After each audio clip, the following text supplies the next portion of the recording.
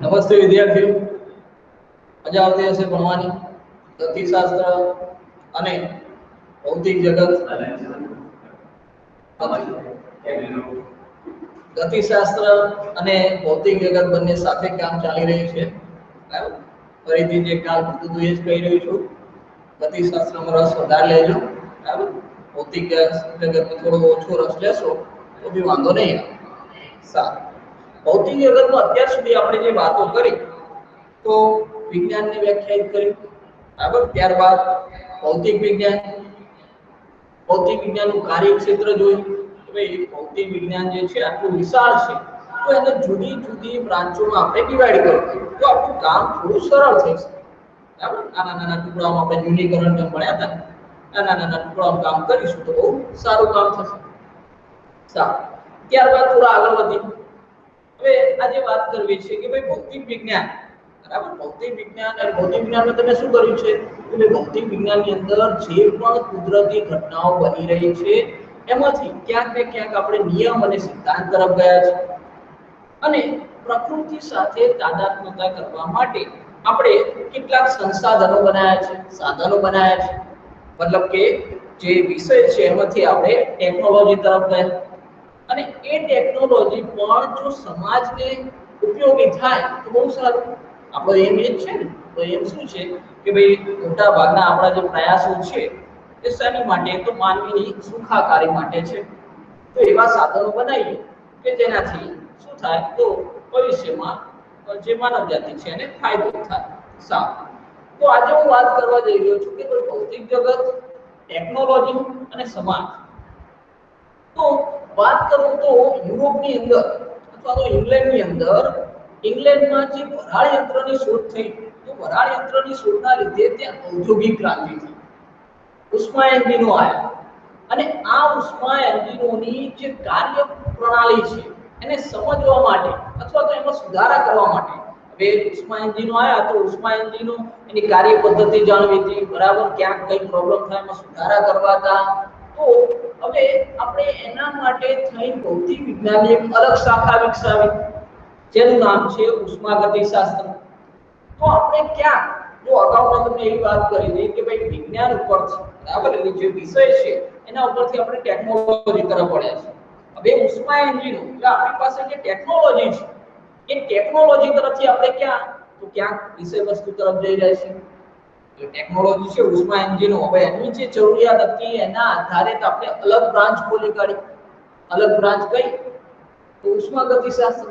બરાબર, હવે ઉષ્માગતિશાસ્ત્ર એક સરસ નાનું ચોપડું છે તો એનો અભ્યાસ કરીશું અને એની મદદથી ઉષ્મા એન્જિનમાં કોઈ તકલીફ હોય તો એનો ઉકેલ લાવી શકીએ. મતલબ કે તમે વિષય ઉપરથી ટેકનોલોજી ઉપર જાઓ છો અને ટેકનોલોજી ઉપરથી પાછા વિષય ઉપર મતલબ કે નિયમ સિદ્ધાંત તરફ આવો છો. ચલો થોડી વાતને આગળ વધારો તો અમે જે યુરોપની અંદર ઔદ્યોગિક ક્રાંતિ થઈ એની વાત કરી, એની આગળ વાત કરું કે ભાઈ 19મી સદીમાં અને 19મી સદીમાં તો વિજ્ઞાન ઘણા બધા દેશોમાં આંતરરાષ્ટ્રીય ઉપક્રમ બની ચૂક્યું હતું. તો 19મી સદીમાં શોધાયેલા વિદ્યુત અને ચુંબકીયના જે મૂળભૂત નિયમો છે, તો વિદ્યુત ચુંબકીયના મૂળભૂત નિયમો ઉપરથી વાયરલેસ કોમ્યુનિકેશનનો વિકાસ થયો. આજે આપણે મોબાઈલની અંદર વાતચીત કરીએ છીએ, બરાબર, કોઈ વાયર જોડાણ નથી, બરાબર, કોઈ વાયર જોડાણ નથી, છતાં પણ આપણે જે કોમ્યુનિકેશન શક્ય બને છે વાયરલેસ કોમ્યુનિકેશન, તો એ કોના પ્રતાપે છે તો વિદ્યુત ચુંબકીય મૂળભૂત નિયમોના આધારે છે. બરાબર, આપણું ક્યારે તો 19મી સદીમાં આનો વિકાસ થયો છે. ચલો થોડા આગળ વધીએ. હવે 1938ની અંદર 1938ની અંદર હાન અને વિન્ટર નામના વૈજ્ઞાનિક આવ્યા. તો આ વૈજ્ઞાનિકે શું પ્રદાન કર્યું છે કે ભાઈ આમને જે યુરેનિયમ છે એ યુરેનિયમની અંદર ન્યુટ્રોનનો મારો ચલાવે. બરાબર, યુરેનિયમનું ન્યુક્લિયસ છે એને તોડવાનો પ્રયત્ન કરે. તો યુરેનિયમ જે ભારે તત્વ છે એની પર ન્યુટ્રોનનો મારો ચલાવી અને એમાંથી શું મેળવ્યું છે એમને તો ભાઈ એમાંથી ન્યુક્લિયર પાવર રિએક્ટર. બરાબર, એમાંથી ન્યુક્લિયર પાવર રિએક્ટર સાથે સાથે ન્યુક્લિયર હથિયારો. હવે જો એક્ચ્યુઅલી તો આપણે જરૂર શું હતી, આપણી મોટી જરૂરિયાત વીજળીની, બરાબર, અને વીજળીની જરૂરિયાત માટે થઈ, બરાબર, આઈન્સ્ટાઈન નામના આપણા જે સર્વકાલીન મહાન વૈજ્ઞાનિક છે, હવે એમને આ જે શોધખોળ કરી હતી અને ન્યુક્લિયર પાવર રિએક્ટરો બનાવ્યા કે જેની મદદથી આપણે શું કરી શકીએ વધુમાં વધુ વીજળી પેદા કરી શકીએ. પણ સાથે સાથે એનો ગેરફાયદા સ્વરૂપે કહીએ તો જે પરમાણુ બોમ્બ બને, બરાબર, તમે હિરોશીમા નાગાસાકી ઉપર જે બોમ્બ વિસ્ફોટ થયો એ જાણો છો, આગળ ભણેલા છો, તો એ પણ શાના કારણે, તો એ આ ન્યુક્લિયર બોમ્બ જ છે, બરાબર. શું છે? મૂળભૂત ન્યુક્લિયર ઉર્જા છે. તો અહીંયા વાત કરી રહ્યો છું કે ભાઈ આ રીતના જે ટેકનોલોજી, બરાબર, ટેકનોલોજીની મદદથી ક્યાંક ફાયદા છે, ક્યાંક ગેરફાયદા પણ થઈ રહ્યા છે, બરાબર. સમાજને ઉપયોગી પણ થયું, વીજળી મળીને એ ઉપયોગીતા છે, બરાબર, પણ સાથે સાથે બોમ્બે બને છે, ગેરફાયદા પણ છે. ચલો આગળ વધો. તો કે ભાઈ તમે જુઓ છો કે ભાઈ કમ્પ્યુટર ક્ષેત્રની વાત કરું તો શરૂઆતમાં કમ્પ્યુટરો બહુ મોટા મોટા હતા. તમે ક્યાંક આગળ કમ્પ્યુટરના જે પિતા છે ચાર્લ્સ બેબેજ, નામ સાંભળ્યું હોય, અને જે પેલું કમ્પ્યુટર હતું તો જેવું કદ હતું એનું. તો હવેના કમ્પ્યુટર તમને ખબર છે આપણે લેપટોપનું સ્થાન લઈ લીધું છે. તો આ કમ્પ્યુટરના જે કદ નાના થયા તો એની અંદર સિલિકોન ચિપ્સ કારણભૂત છે, બરાબર. સિલિકોન ચિપ્સના કારણે જે ઇલેક્ટ્રોનિક ઇક્વિપમેન્ટ હતા એ કેવા થયા, એના કદ નાના થતા ગયા. હવે આ જે સિલિકોન દ્રવ્ય છે, સેમિકન્ડક્ટર દ્રવ્ય, તો સિલિકોન અને જર્મેનિયમની પણ આપણે વાતો કરવાના છીએ.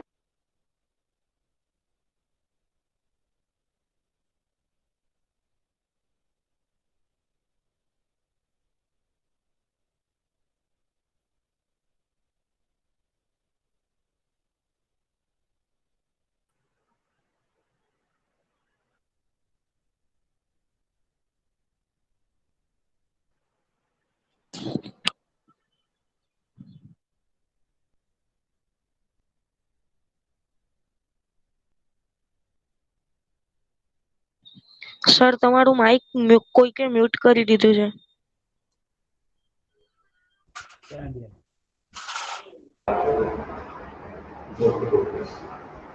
ચાલો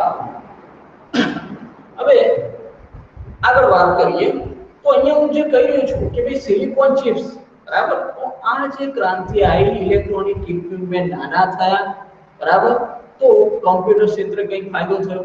અને એનો ફાયદો અત્યારે તમે જોવો છો દરેક ઓફિસમાં નાના નાના કમ્પ્યુટરો છે, બરાબર, એલઈડી આપણે.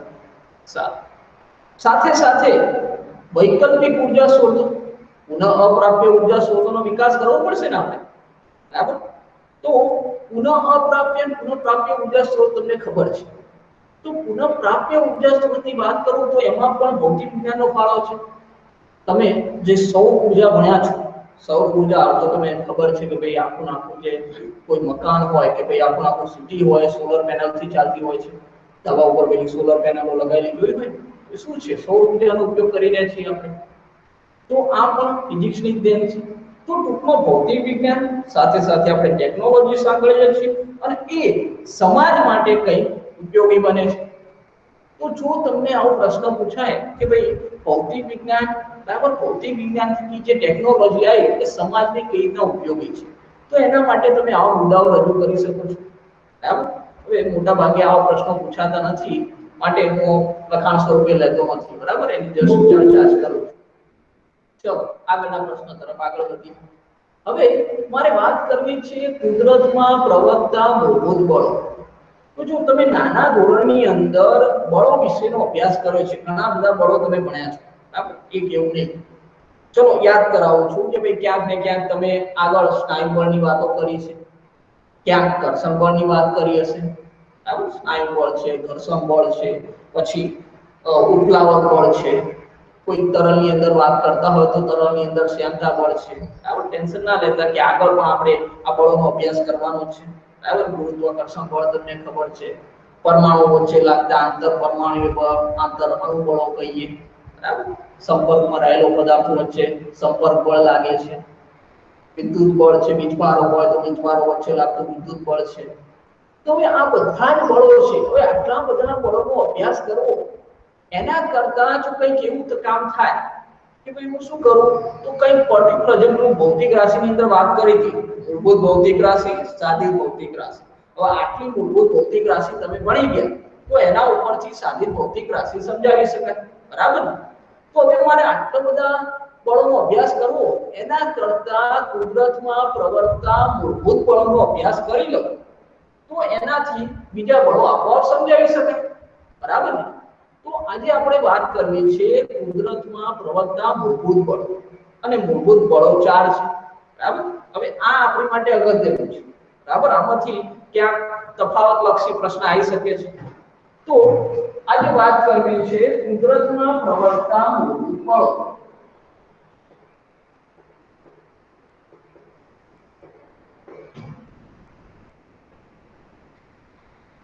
ચાલો, કુદરતમાં પ્રવર્તતા મૂળભૂત બળોની વાત કરું તો આપણી પાસે 4 મૂળભૂત બળો છે। જો અગાઉ મેં તમને બળોના ઉદાહરણ આપ્યા છે, એ બધા જ જે બળો છે, બરાબર, કઈ પાયાના બળોમાંથી સમજાવી શકાય, બરાબર। બધાની માહિતી મળી લે તો એ કયા થઈ ગયા આપણા મૂળભૂત બળ। તો મૂળભૂત બળોમાં પહેલું આપણું બળ છે કે ગુરુત્વાકર્ષણ બળ, બરાબર। આને તો તમે સારી રીતના જાણો છો। ચલો, પહેલું બળ છે આપણું ગુરુત્વાકર્ષણ બળ। પહેલા ગુરુત્વાકર્ષણ બળ વિશેની માહિતી મેળવીએ। ગુરુત્વાકર્ષણ બળ તમે નાના ધોરણમાં ભણેલા છો કે ભાઈ ગુરુત્વાકર્ષણ બળની અંદર કોઈ પણ દળ ધરાવતો પદાર્થ હોય, બરાબર, તો દળ ધરાવતો પદાર્થ બીજા દળ ધરાવતા પદાર્થ પર કંઈક આકર્ષિત પ્રકારનું બળ લગાડે છે। ચલો, અહીં હું એવું લઉં કે મારી પાસે કંઈક એક m1 દળ ધરાવતો પદાર્થ છે, બરાબર। આ એક m1 દળ ધરાવતો પદાર્થ છે। બીજો કંઈક m2 દળ ધરાવતો પદાર્થ છે, અને આ બે પદાર્થો વચ્ચેનું જે અંતર છે એ અંતર r અંતર દર્શાવું છું। તો કે ભાઈ વિશ્વમાં રહેલા કોઈ પણ પદાર્થો એકબીજા ઉપર કેવું આકર્ષી બળ લગાડે છે, અને આ આકર્ષી બળ તે બંને પદાર્થોના દળના ગુણાકારના સપ્રમાણમાં અને તેમની વચ્ચેના અંતરના વર્ગના વ્યસ્ત પ્રમાણમાં જોવા મળે છે, બરાબર। નવમા ધોરણમાં આવું કંઈક તમે ભણેલા છે। તો અહીંયા ટૂંકમાં એવું કહું કે ભાઈ F જે આકર્ષી બળ છે બંને પદાર્થોમાં લાગતું, એ આકર્ષી બળ F ચલે છે m1 m2 r², બંનેના દળના ગુણાકારના સપ્રમાણમાં અને અંતરના વર્ગના વ્યસ્ત પ્રમાણમાં જોવા મળે છે। ચલો, સપ્રમાણતા દૂર કરું તો કંઈક અચળાંક મૂકવો પડશે, અને અચળાંક તમને ખબર છે કે ભાઈ ગુરુત્વાકર્ષણનો સાર્વત્રિક અચળાંક, જેને કેપિટલ G વડે દર્શાવું છું, G m1 m2 r², જ્યાં G શું છે કે ભાઈ ગુરુત્વાકર્ષણનો સાર્વત્રિક અચળાંક, ગુરુત્વાકર્ષણનો સાર્વત્રિક અચળાંક, અને કંઈક અચળ મૂલ્ય પણ તમે જાણો છો કે ભાઈ 6.67 ગુણ્યા 10⁻11. ચાલો, કેટલું છે એકમ શું કરીશું તો આપણે બીજું ચેપ્ટર ભણ્યા છીએ newton into metre square per kilogram, newton into metre square per kilogram square થઈ જશે એમ બનવાનું છે। તો આપણી પાસે ગુરુત્વાકર્ષી અચળાંક છે, હવે અચળ છે, બરાબર। આનું મૂલ્ય તો કેવું છે ફિક્સ છે। તો હું એવું કહી શકીશ કે ભાઈ અહીંયા આ જે દળ છે, આ જે આકર્ષી બળ લાગી રહ્યું છે, ચલો પહેલો મુદ્દો તો એવું નોંધ કરું કે ભાઈ આ ગુરુત્વાકર્ષી બળ કેવું છે, તો આ બળ આકર્ષી પ્રકારનું બળ છે।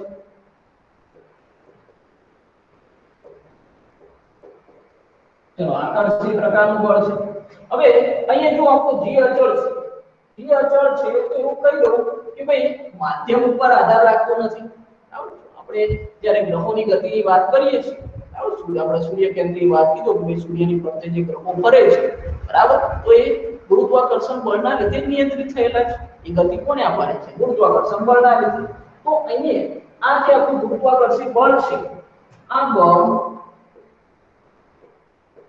માધ્યમ પર આધારિત નથી, માધ્યમ ઉપર આધાર રાખતું નથી। હવે આ બળ અહીંયા જો પૃથ્વીની વાત કરીએ તો પૃથ્વી પર રહેલા નાનામાં નાના પદાર્થો ઉપર પણ લાગુ પડે છે, અને અવકાશની વાત કરીએ તો ગ્રહો ઉપર પણ લાગુ પડે છે, બરાબર। તો ગુરુત્વાકર્ષણ બળ કેવું છે? સાર્વત્રિક છે। ભાઈ આ બળ કેવું છે? તો આ બળ સાર્વત્રિક છે। પાછું ભૂલોક ઉપર પણ લાગે છે અને અવકાશમાં પણ લાગે છે, મતલબ આ બળ કેવું છે? તો આ બળ ધ્રુવ અંતરીય બળ કહી શકું। આ બળ ધ્રુવ અંતરીય બળ છે।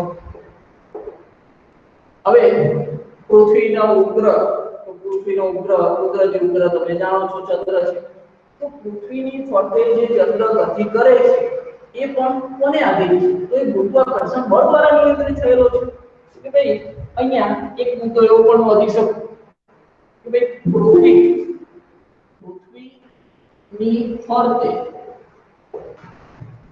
ચંદ્રની ગતિ તેમજ સૂર્યની ફરતે ગ્રહોની ગતિ ગુરુત્વાકર્ષણ બળ દ્વારા નિયંત્રિત થાય છે। સરકોની છે ગુરુત્વાકર્ષણ બળની છે। તો આમ તો ગુરુત્વાકર્ષણ બળ વિશે આપણે ઘણું બધું જાણીએ છીએ, બરાબર।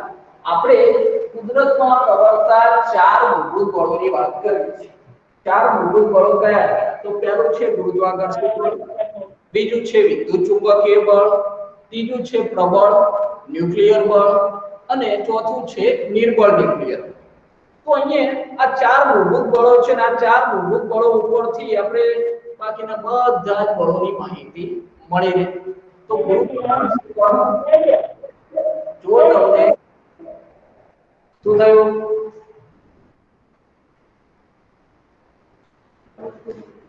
ચાલો જો તમને ગુરુત્વાકર્ષણ બળ વિશે નોંધ લખવાનું કે બરાબર, તો પહેલા તો ગુરુત્વાકર્ષણ બળ, તો ગુરુત્વાકર્ષણ બળ કેવું છે? તો આકર્ષી પ્રકારનું બળ છે।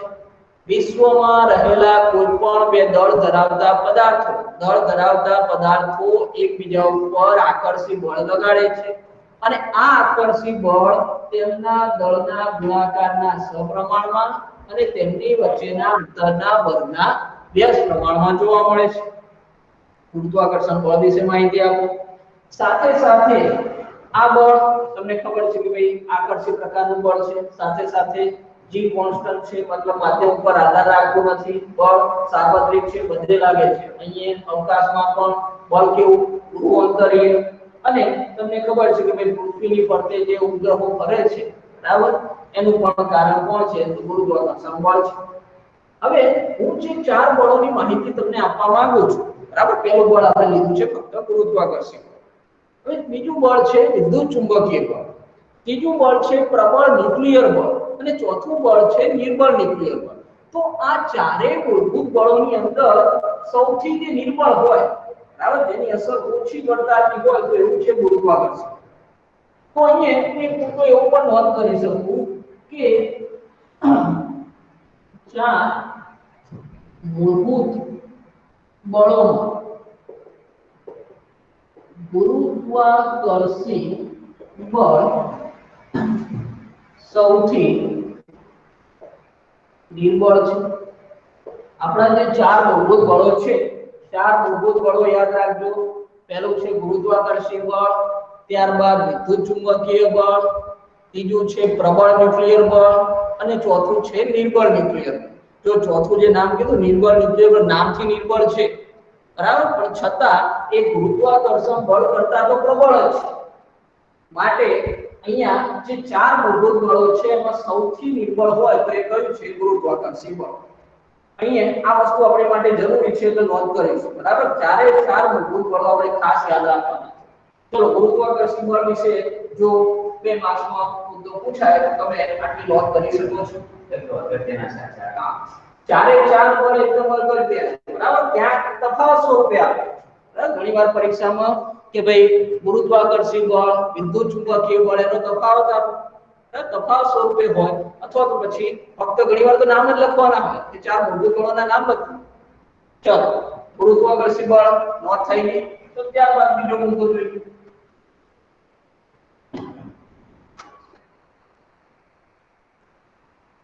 તો ત્યારબાદ નંબર 2 ઉપર બીજું મૂળભૂત બળ તો કે ભાઈ વિદ્યુત ચુંબકીય બળ। ચલો વિદ્યુત ચુંબકીય બળને યાદ કરીએ તો આ પણ આપણું મૂળભૂત બળ છે, મૂળભૂત બળ છે। અને પહેલા સ્પષ્ટ કરી દો કે વિદ્યુત ચુંબકીય બળ એ ગુરુત્વાકર્ષી બળ કરતા તો કેવું પ્રબળ છે। પહેલા જ કહી દીધું કે ચારેયમાં સૌથી નિર્બળ તો કોણ છે? ગુરુત્વાકર્ષણ બળ છે એટલે એના કરતા તો પ્રબળ જ હશે. સારું, હવે વિદ્યુત ચુંબકીય બળની વાત કરું તો એનો પાછું હું અલગ લઈ શકું. વિદ્યુત બળ પણ કહી શકું, ચુંબકીય બળ પણ કહી શકું, બરાબર. પણ આપણા જે વૈજ્ઞાનિકો છે, બરાબર, આગળ જતા વિદ્યુત અને ચુંબકીય અસરોને અલગ પાડી શકાતી નથી, માટે આપણે વિદ્યુત ચુંબકીય બળ ભેગું લઈએ છીએ. ચલો અહીંયા હું એવું કહું કે મારી પાસે વિદ્યુત ભારો છે, બરાબર. વિદ્યુત ભારો અહીં મારી પાસે બે ધન વિદ્યુત ભારો છે, બરાબર. બંને પ્રોટોન છે, બંને પ્રોટોન હોય તો બંને કેવા ધન વિદ્યુત ભાર, અને એમના વચ્ચેનું અંતર કઈ r અંતર છે. તો હવે બંને ધન વિભાગ છે, બંને સજાતીય છે, તો એમના વચ્ચે શું થશે? એમના વચ્ચે અપાકર્ષણ બળ લાગશે. જો બંને વિજાતીય હોય, અહીંયા ધન વિદ્યુત ભાર એટલે પ્રોટોન લઉં, અહીંયા ઋણ વિદ્યુત ભાર એટલે શું લઉં? તો કે ભાઈ ઇલેક્ટ્રોન લઉં. તો અહીંયા જે બળ લાગે છે એ બળ કયું? તો અપાકર્ષી બળ. અને અહીંયા એક ધન ને એક ઋણ, તો બળ કેવું લાગશે? આકર્ષી બળ. ચલો અહીંયા કઈ આપણે બે ધન વિદ્યુત ભાર દર્શાવ્યા છે, તો બે ધન વિદ્યુત ભાર સજાતીય છે માટે અપાકર્ષી બળ લાગશે, વિજાતીય છે માટે આકર્ષી બળ લાગશે. તો અહીંયા જે બળ લાગે છે એનો સ્પષ્ટતા કરી દઉં કે ભાઈ આ બળ અપાકર્ષી પણ હોય અને આકર્ષી પણ હોય. તો અહીંયા જે વિદ્યુત ભારો પર બળ લાગે છે, વિદ્યુત ભાર ધન હોય કે ઋણ હોય, વિદ્યુત ભારો પર લાગતું બળ F ચલે છે. ચલો અહીંયા હું આને Q1 વિદ્યુત ભાર કહું, આને Q2 વિદ્યુત ભાર કહું, બરાબર. તો આ જે અપાકર્ષી કે આકર્ષી બળ છે એ વિદ્યુત ભારોના ગુણાકારના સપ્રમાણમાં અને તેમની વચ્ચેના અંતરના વર્ગના વ્યસ્ત પ્રમાણમાં જોવા મળે. ત્યાં કુલમ નામના વૈજ્ઞાનિકે આ માહિતી આપી, અગાઉ પણ નાના ધોરણમાં તમે ભણીને આવ્યા છો. તો જે પ્રકારે ગુરુત્વાકર્ષણ બળની વાત કરી એ જ પ્રમાણે વિદ્યુત ચુંબકીય બળની વાત કરી. એકચ્યુઅલી અત્યારે વિદ્યુત બળની વાત કરીએ છીએ એમ કહો તો ચાલે. તો અહીંયા જો બંને ધન વિદ્યુત ભાર હોય તો અપાકર્ષી બળ, એક ધન અને ઋણ હોય તો આકર્ષી બળ. મતલબ આ બળ કેવું છે? આકર્ષી પણ હોય અને અપાકર્ષી પણ હોય. બંને વિદ્યુત ભારો વિભાગના ગુણાકારના સપ્રમાણમાં તેમની વચ્ચેના અંતરના વર્ગના વ્યસ્ત પ્રમાણમાં જોવા મળે. ચલો સપ્રમાણતા છે, સપ્રમાણતા દૂર કરું તો કઈ અચળાંક મૂકવો પડે. તો F બરાબર અચળાંક તરીકે મૂકું છું કે Q1 Q2 by r², જ્યાં k શું દર્શાવે છે? તો k આપણો કુલમ અચળાંક છે, બરાબર. કુલમ નામના વૈજ્ઞાનિકે માહિતી આપી તો આપણો કુલમ કોન્સ્ટન્ટ. અને k બરાબર શું મળી શકે? તો k બરાબર 1/4 pi એપ્સિલોન 0, જ્યાં એપ્સિલોન 0 શું છે? તો કે ભાઈ શૂન્યાવકાશની પરમિટિવિટી, બરાબર. ચલો હજુ વધુ માહિતી ના ખ્યાલ આવે તો ટેન્શન ના રહેતા, મેં તમને આવું પહેલા કીધેલું છે કે અહીંયા જે બધી માહિતી આપેલું એ બધી આગળ ક્યાંક ને ક્યાંક ભણવાની છે, બરાબર. પછી 11મા ધોરણમાં હોય કે 12મા ધોરણમાં. અહીંયા વિદ્યુત ભારોની વાતો આપણે બધી 12મા ધોરણમાં કરવાના છે. સારું, ચલો સમાન વિદ્યુત ભાર હોય તો અપાકર્ષી, અસમાન હોય તો આકર્ષી બળ. જે બળ છે વિદ્યુત ભારોના ગુણાકારના સપ્રમાણમાં તેમની વચ્ચેના અંતરના વર્ગના વ્યસ્ત પ્રમાણમાં જોવા મળે. સપ્રમાણતા હંમેશા દૂર કરો એટલે અચળાંક આવે. અચળાંક એ કયો છે? તો કુલમ અચળાંક છે. કુલમ અચળાંક 1/4 pi એપ્સિલોન 0. એપ્સિલોન 0 એટલે શૂન્યાવકાશની પરમિટિવિટી, બરાબર. હવે અહીંયા જો માધ્યમ અલગ હોય, બરાબર, માધ્યમ અલગ હોય તો એ એપ્સિલોન 0 બદલાશે. જો પેલાની અંદર g કોન્સ્ટન્ટ હતો, આગળ જે ગુરુત્વાકર્ષણ બળની વાત કરી એમાં g કોન્સ્ટન્ટ હતો, અચળ હતો, પણ અહીંયા તો એપ્સિલોન 0 બદલાય ને. આ તો શૂન્યાવકાશ છે માટે માધ્યમ બીજું હોય તો બદલાઈ ગયું. પાછું હવાનું માધ્યમ, તો એનો મતલબ એપ્સિલોન 0 બદલાય તો 1/4 pi તો અચળ છે. એપ્સિલોન 0 બદલાય તો k બદલાય. k બદલાય તો એનો મતલબ એ છે કે આ તો માધ્યમ ઉપર આધાર રાખે છે, માધ્યમ ઉપર આધાર રાખે છે. ચાલો વિદ્યુત ચુંબકીય બળ, આ બધી વાત કરી મેં વિદ્યુત બળ. પણ વિદ્યુત બળ અને ચુંબકીય, જ્યારે પણ વિદ્યુત ભારો છે, વિદ્યુત ભારો ગતિમાં આવે એટલે ચુંબકીય અસર ઊર્જા આવે. તો વિદ્યુત બળ અને ચુંબકીય બળને અલગ પાડી શકાતા નથી. ચાલો હવે અહીંયા મારે મુદ્દા નોંધ કરવા હોય તો કરી શકું કે ભાઈ આ જે બળ છે, આ બળ કેવું છે? કે કે આ બળ આકર્ષિત તેમજ અપાકર્ષિત પ્રકારનું છે। જો આગળ આપણે જ્યારે ગુરુત્વાકર્ષણ બળની વાત કરી તો ગુરુત્વાકર્ષણ બળ ફક્ત આકર્ષિત બળ, અહીંયા સમાન વિદ્યુતભાર હોય તો અપાકર્ષિત, असमान હોય તો આકર્ષિત, મતલબ આ બળ કેવું છે આકર્ષીય છે અને અપાકર્ષીય છે। ચલો બીજું અહીંયા મેં તમને કીધું કે ભાઈ એપ્સિલોન 0 બદલાશે કે બદલાશે કે બદલાય છે, કુલમ અચળાંક બદલાય છે, મતલબ માધ્યમ ઉપર આધાર રાખે છે। તો કે ભાઈ આ બળ શું કહીશું માધ્યમ પર આધાર રાખે છે, માધ્યમ ઉપર આધાર રાખે છે બરાબર। અહીંયા વિદ્યુત ભારો, આ વિદ્યુત ભારો સ્થિર પરિસ્થિતિમાં હોય ગતિમાં હોય તો વિદ્યુત ભારો ગતિમાં આવે તો ચુંબકીય અસર ઉપજાવે। વિદ્યુત ભારો ગતિમાં આવતા ચુંબકીય અસર ઉપજાવે છે। તેથી વિદ્યુત અને ચુંબકીય ઘટનાઓને અલગ પાડી શકાતી નથી।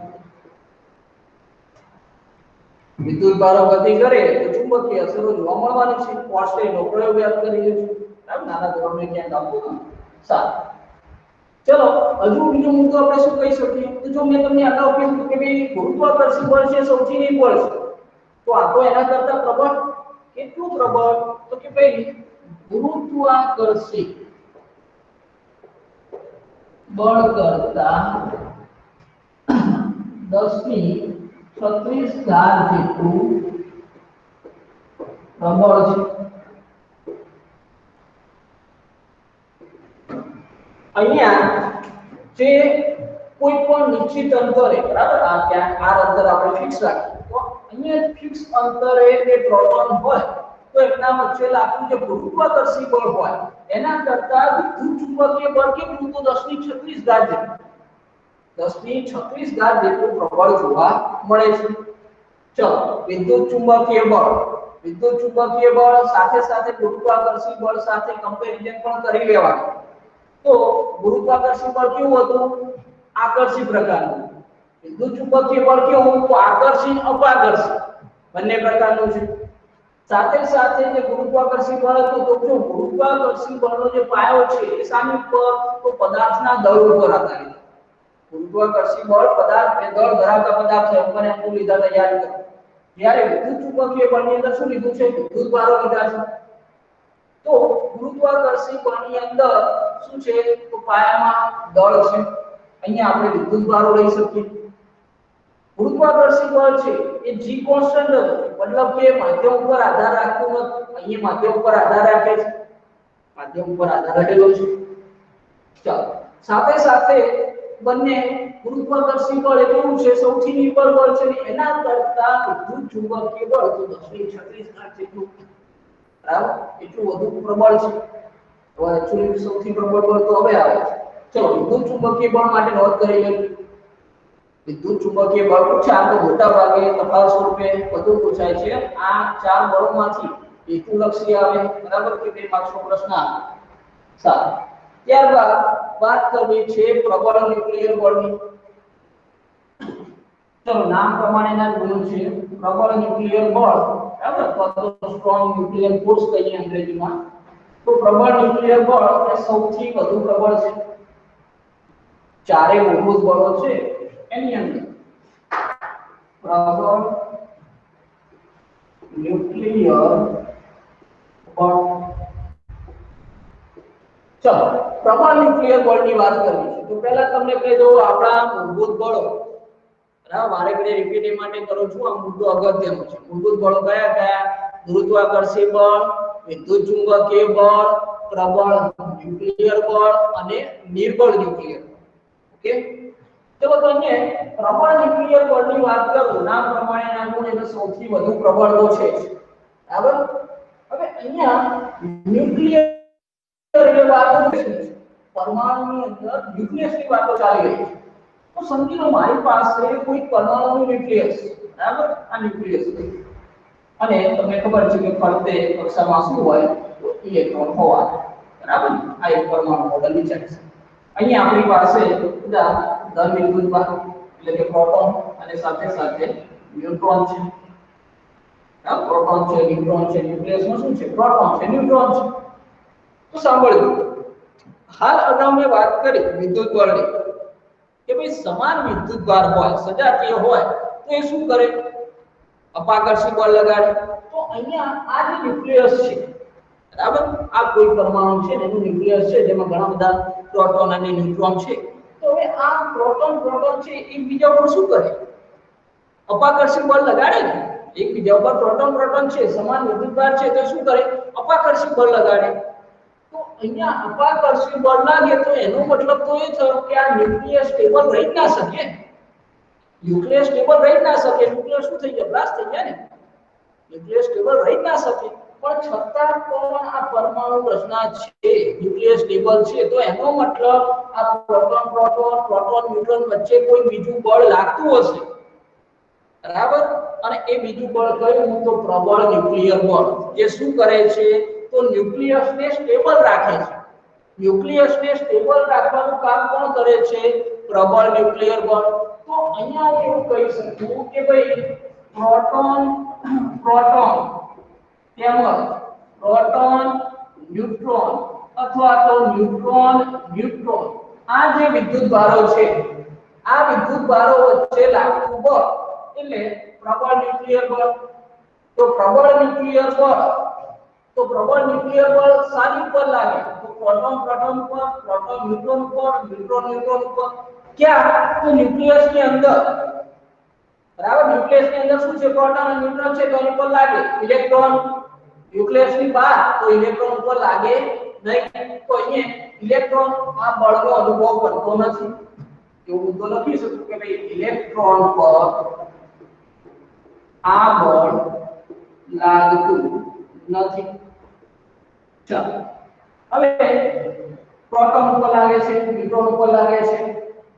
હવે આ બળનો સૌથી વધુ પ્રબળ, જો સૌથી નિર્બળ કયું તમને ખબર પડી કે ગુરુત્વાકર્ષણ બળ સૌથી નિર્બળ છે. એના પછી આપણે વિદ્યુત ચુંબકીય બળ તરફ આવ્યા. વિદ્યુત ચુંબકીય બળ કેવું? તો વિદ્યુત ચુંબકીય બળ ગુરુત્વાકર્ષણ બળ કરતા પ્રબળ કેટલું? 10⁻⁶ જેટલું. હવે ત્યારબાદ કયું આવ્યું? પ્રબળ ન્યુક્લિયર બળ. તો પ્રબળ ન્યુક્લિયર બળ જે છે તે આ બળ વિદ્યુત ચુંબકીય બળ કરતા 100 ગણું વધારે છે. તો સૌથી વધુ પ્રબળ છે, બરાબર? નામ પ્રમાણે આ ગુણ છે. સૌથી વધુ પ્રબળ, બરાબર? ક્યાં જોવા મળે? ન્યુક્લિયસમાં. ન્યુક્લિયસ શું કરે? તો ન્યુક્લિયસને સ્ટેબલ રાખવાનું કામ કરે છે. આ જે બળ છે, આ બળ ન્યુક્લિયસને સ્ટેબલ રાખે છે, બરાબર? જો આ બળ લાગતું ના હોય તો જે ધન વિદ્યુતભારો વચ્ચે લાગતું અપાકર્ષી બળ છે એ ન્યુક્લિયસને શું કરી દે? ડિસ્ટ્રોય કરી દે. એ સ્ટેબલ રહી ના શકે. પણ પરમાણુ તો છે, પરમાણુ છે એનો મતલબ ન્યુક્લિયસ પણ છે. ન્યુક્લિયસ છે તો એનો મતલબ પ્રોટોન ન્યુટ્રોન અથવા ન્યુટ્રોન વચ્ચે જે ન્યુક્લિયસમાં રહેલા છે એમની વચ્ચે કોઈ બળ લાગે છે. કયું બળ? પ્રબળ ન્યુક્લિયર બળ. અને જે વિદ્યુત ચુંબકીય બળ કરતા 100 ગણું છે. હવે આ બળ ક્યાં લાગે છે? તો ન્યુક્લિયસમાં લાગે છે. અને ન્યુક્લિયસમાં આપણે સાઈઝ જોઈ છે કે ભાઈ પરમાણુ હોય તો પરમાણુની સાઈઝ કેટલી હોય? એ 10⁻10 મીટર, બરાબર? ન્યુક્લિયસની વાત કરી રહ્યા છે તો કેટલું? 10⁻15 મીટર. તો અહીંયા આ જે બળ લાગે છે, આ બળની અવધિ કેટલી? તો કે 10⁻15 મીટરના ક્રમની. તો ક્યાં લાગે છે? ન્યુક્લિયસમાં લાગે છે. હવે આટલા નાની જગ્યા ઉપર લાગતું બળ છે તો એ બળ સૌથી વધુ પ્રબળ જ હોય. આગળના બળ હતા કયા? ગુરુત્વાકર્ષણ બળ, વિદ્યુત ચુંબકીય બળ. એ બંને કેવા હતા? ગુરુઅંતરીય હતા. જ્યારે આ ક્યાં લાગે છે? ન્યુક્લિયસમાં. મતલબ લઘુ અંતરીય. આ બળ કેવું છે? લઘુ અંતરીય બળ છે. જેની અવધિ કેટલી છે? 10⁻15 મીટર. ચલો પ્રબળ ન્યુક્લિયર બળ ખબર પડી છે. ત્યારબાદ છેલ્લું બળ આપણું કયું છે તો કે ભાઈ નિર્બળ ન્યુક્લિયર બળ। તો જેમ પ્રબળ ન્યુક્લિયર બળ માટે મેં કીધું કે ભાઈ નામ પ્રમાણેના ગુણ છે સૌથી વધુ પ્રબળ, તો નિર્બળ ન્યુક્લિયર બળ માટે શું કહીશું સૌથી વધુ નિર્બળ। ચલો સૌથી વધુ નિર્બળ નહીં કહી શકીએ, નિર્બળ ન્યુક્લિયર બળ।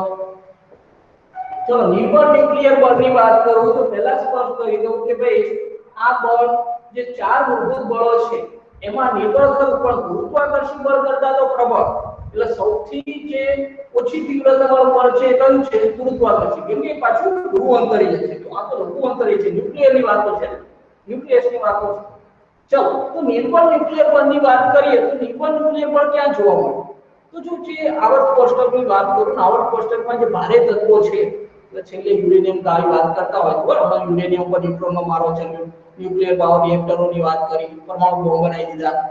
તો જે ભારે ન્યુક્લિયસ છે એ ભારે ન્યુક્લિયસની અંદર આ ન્યુક્લિયસ દોર્યું છે ફક્ત, મારે ઇલેક્ટ્રોન નથી દોરતું, મારે જરૂર નથી। ચલો એની અંદર શું હોવાના તો ઘણા બધા પ્રોટોન હોવાના, સાથે સાથે શું હોવાના ન્યુટ્રોન હોવાના, બરાબર છે, પ્રોટોન છે ન્યુટ્રોન છે ઘણા બધા છે, બીજા ભારે તત્વો લઈ લો। તો હવે આની ઉપર આનું જ્યારે આપણે વિખંડન કરીએ, આ ભારે તત્વો છે આનું જ્યારે વિખંડન કરીએ તો આમાંથી આલ્ફા કણો, બીટા કણો અને ગામા કણો ઉત્સર્જિત થાય છે। બરાબર, આ ન્યુક્લિયસનું વિખંડન કરવાથી આલ્ફા કણો, બીટા કણો, ગામા કણો ઉત્સર્જિત થાય। જો 12મા ધોરણની અંદર બરાબર ફરીથી આગાહી કરું, 12મા ધોરણની અંદર આપણે ન્યુક્લિયસના ચેપ્ટર ભણવાના છીએ, એની અંદર આપણી વાતો આવશે। હાલ પૂરતું મારો મુદ્દો જે છે કે આવું કોઈ ભારે ન્યુક્લિયસ હોય એનું વિખંડન થાય તો ન્યુક્લિયસના વિખંડનમાં જે આ બીટા કણો ઉત્સર્જિત થાય છે, બરાબર, આ શું છે આપણું તો ન્યુક્લિયસનું વિખંડન કરું છું તો કે ભાઈ ન્યુક્લિયસના વિખંડનમાં જે બીટા કણો ઉત્સર્જિત થાય છે, ન્યુક્લિયસના વિખંડન દરમિયાન બીટા કણો ઉત્સર્જિત થાય છે।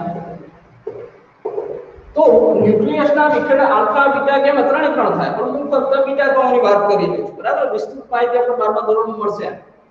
તો અહીંયા ન્યુક્લિયસના વિખંડનમાં બીટા કણોના ઉત્સર્જન થાય છે, એની સાથે સાથે નિર્બળ ન્યુક્લિયર બળ જોવા મળે છે।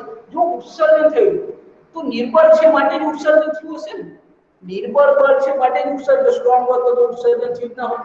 તો અહીંયા ન્યુક્લિયસના વિખંડન દરમિયાન બીટા કણો ઉત્સર્જિત થાય છે, તેની સાથે નિર્બળ ન્યુક્લિયર બળ જોવા મળે છે, એની સાથે નિર્બળ ન્યુક્લિયર બળ જોવા મળે છે। હવે આ બીટા કણો ઉત્સર્જિત થાય છે એમાં કયા તો બહાર પેલા બહારના ઇલેક્ટ્રોન તો ગયા જ ને, એટલે ઇલેક્ટ્રોન અને ન્યુટ્રિનો પણ ઉત્સર્જિત થાય છે।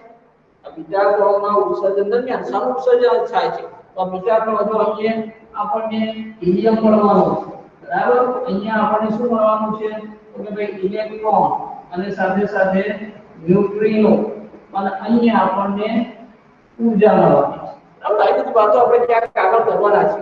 આ પૂરતો મુદ્દો એટલો છે, ભારે તત્વ લીધું છે આપણે, એના ન્યુક્લિયસનું વિખંડન કરી રહ્યા તો જે બીટા કણો ઉત્સર્જિત થઈ રહ્યા છે, બીટા કણોના ઉત્સર્જનમાં નિર્બળ ન્યુક્લિયર બળ રહ્યું છે। કોણ ઉત્સર્જન છે તો ઇલેક્ટ્રોન અને ન્યુટ્રિનો, ઇલેક્ટ્રોન અને ન્યુટ્રિનો ઉત્સર્જન થાય છે।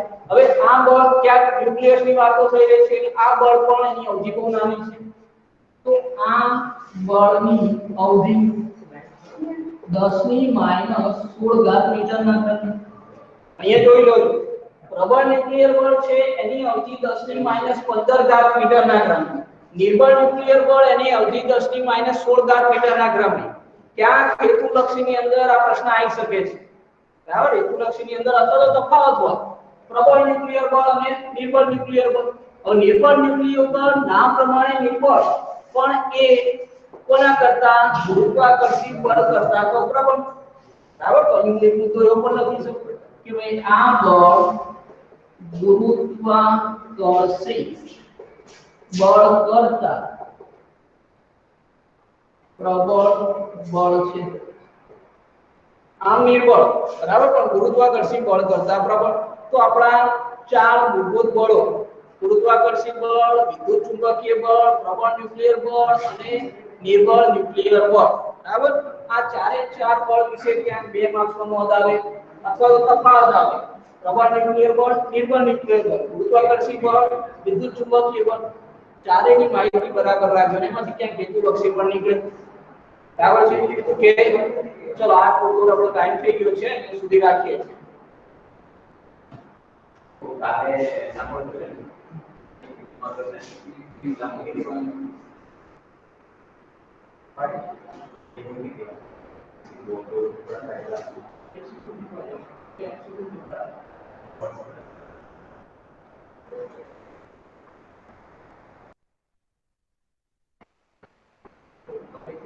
થોડી વાર માટે રિલેક્સ થઈ જાઓ દરેક સાહેબ આવે